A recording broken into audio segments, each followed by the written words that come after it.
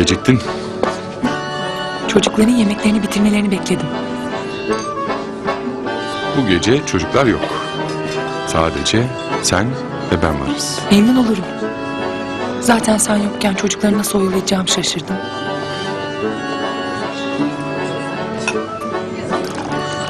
Teşekkürler. Afiyet olsun.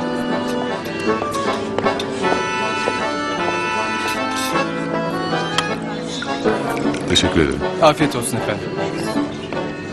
Bize. Bize.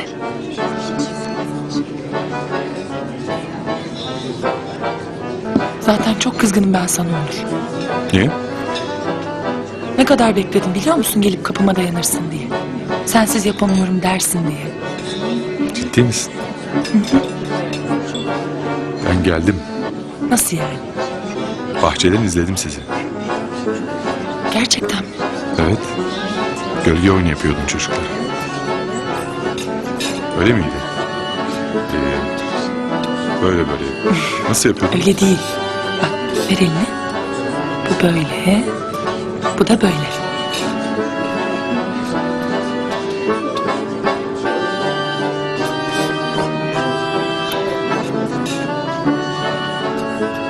Niye içeri girmedin? Çekindim sevgilim. Ben aslında senden çok korkuyorum. Niye geldin deyip vurup kapıyı çıkarsın diye korktum. Uzaktan seveyim dedim en iyisi. Ben seni ne kadar sevdiğimi anlatamam biliyor musun? Bizim birbirimizi ne kadar sevdiğimizi anlatmaya ihtiyacımız yok ki. Biz bunu biliyoruz zaten.